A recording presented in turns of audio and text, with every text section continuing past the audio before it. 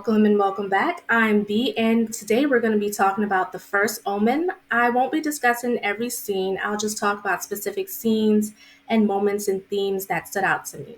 I didn't have much expectations of this movie, so I was pleasantly surprised. It was generally predictable, except for the end, which we will discuss. But I guess that predictability is to be expected because it is a sequel. And the predictability didn't take away from the movie. It was still solid. So let's briefly discuss the movie and then we'll get into specifics. The First Omen is a prequel to the iconic The Omen movie set in 1971, 5 years before the events of the original film. The story follows a young American woman, Margaret, sent to Rome to begin a life of service to the church. However, she soon encounters a darkness that causes her to question her faith and uncovers a terrifying conspiracy. The church, concerned by a generation growing more rebellious and turning away from tradition, seeks to control people through fear by orchestrating the birth of the Antichrist. Their aim is to use him to unleash just enough darkness to drive people back to the church. Margaret initially believes she's protecting Carlita, a girl thought to be one destined to bear the Antichrist. However, both were born of a human mother and a demonic jackal father, and Margaret, not Carlita, is the cult's true target.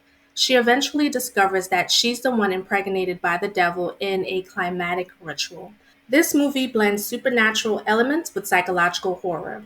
So let's discuss the body horror for a second because, y'all, this movie has plenty of it. And if you're like me, that stuff makes you really queasy. Seriously, some of these scenes were really difficult for me to watch, but I have to admit the filmmakers did nail the 70s vibe. It looks really authentic and like they shot it back then, but like they just remastered it for today. So, what really struck me though were the themes of losing control over your body. That's something that feels super relevant for today, especially with everything women are constantly fighting for when it comes to bodily autonomy. So, the idea of not being in control of your own body is terrifying in real life, which makes the horror in this movie hit even harder. Okay, so we have to talk about that scene. You know the scene, the birth scene. So there's a person, she's giving birth and she starts laughing. She's at first she's in a lot of pain and then she starts laughing and that laugh was so creepy. And then she started convulsing and grunting and almost looked and sounded demonic. Margaret then hallucinates a demonic hand coming out of this person's private area. And that scene grossed me out. I almost covered my eyes like I was a little kid. So I'm already grossed out about regular childbirth. So that scene, it really got to me. And then I almost fainted like Margaret. It was disturbing, but it was very effective. Now let's talk about Luce. That's Margaret's backstabbing witch of a roommate. Okay, so Luce takes Margaret to the disco where they meet two men. One of them is Paolo, who is someone that Margaret connects with. So this is all a setup. So she was probably slipped something in her drink for the ritual for the demon jackal to impregnate her. And so the next day, she wakes up in bed with the same clothes on, makeup all messed up. And I like the artistic shots of her lying in bed with her hair spread out. That image has really stuck with me. That's the image that comes up when I think of this movie. And so also maybe I might be reading more into this, but it seemed like Luce put the idea of Margaret's head that she may have had sex with Paolo, even though we know that she was R-worded by the demon jackal. So after, getting that idea put in her head, Margaret seems to be upset and is praying, I guess, to repent for her sins. And Luce also told her she was a brave girl. So that was something that was chilling that she said to her.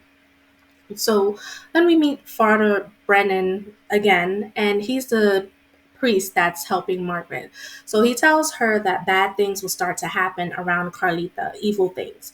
So one of those things is when we see Sister Angelica, who sets herself on fire and she hangs herself.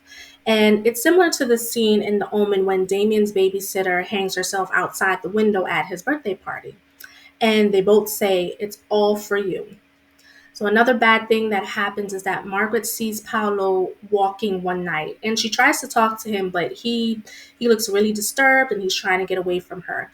His last words to her is just look for the mark. And then a car hits him. And the whole upper part of his body is cut in half by the car. So now notice that Carlita was not there for that particular scene. It was only Margaret. So I think that this is one of the hints for us moviegoers that Margaret is really the target of this cult.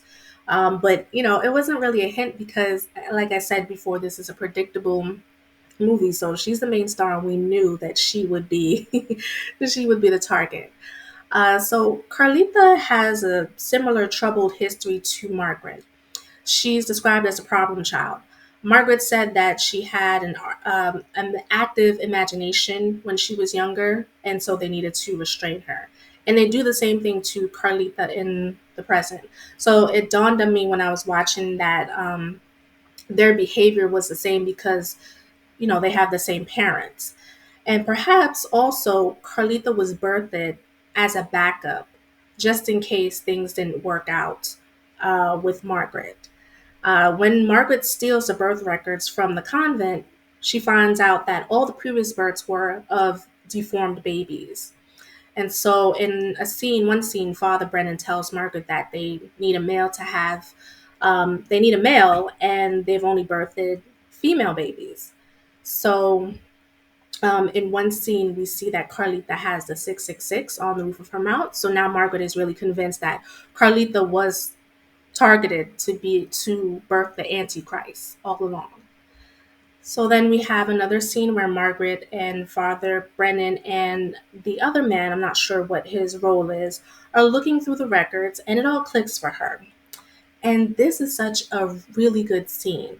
So there's a buildup of music and then the way she looks directly into the camera, it gave me chills. And then we cut to her floating. And this is the night of the disco, when she was at the disco. So she's surrounded by the cult. The cult is chanting in Latin. And then they put a black covering over her face. And the demonic jackal proceeds to R-word her. So then we're back in the present. And Father Brennan moves her hair and sees a 666 mark. So I started to feel itchy because that 666 mark on her scalp looked like a ringworm. All right, so let's move on to another really great scene. I think one of the best scenes out of the movie, and that is the accelerated pregnancy possession scene after they get into a car accident in the street. So Nell Tiger Free, she plays Margaret, and she acted her behind off in that scene. So her physical acting was really great. The grunting, the convulsing, it was really animalistic. And then you see her stomach stretching and getting bigger with that demonic baby or demonic babies. So that was really disgusting to see her stomach stretching out like that. And the scene went on for a while and it made me feel uncomfortable, which I think was the point. I read that this scene paid tribute to The Possession, a movie that came out in 1981. I haven't seen the movie, but I do want to see it. I think it's currently streaming on Shudder, but I can't be paying for all these streaming subscriptions, so we'll see. Um, I was also surprised that she gave birth to twins, so that was something that was unexpected, a boy and a girl. And so I'm glad that in that scene, her birth scene, I'm glad that Margaret got a stab in with that Cardinal's evil ass. But she was not able to kill baby Damien.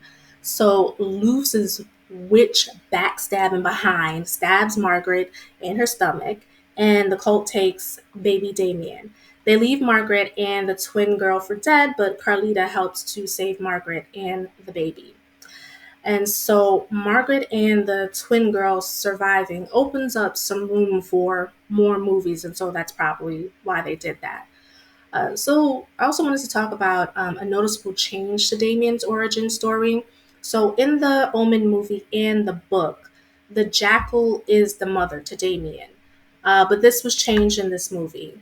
I did see a comment that reminded me that Margaret is a hybrid, so she's half human, half jackal. So it wasn't completely changed, but in the original, the mother was definitely a jackal.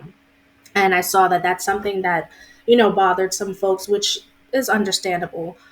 All right, so initially I was going to give this movie a 3.5, but I'm going to bump it up to a 4 Scream Queens out of 5. I enjoyed the movie much better on the second watch. So, what did y'all think about The First Omen? Do you think this prequel was necessary? How many Scream Queens would you rate this movie? Leave your comments down below. Don't forget to like and subscribe for more content.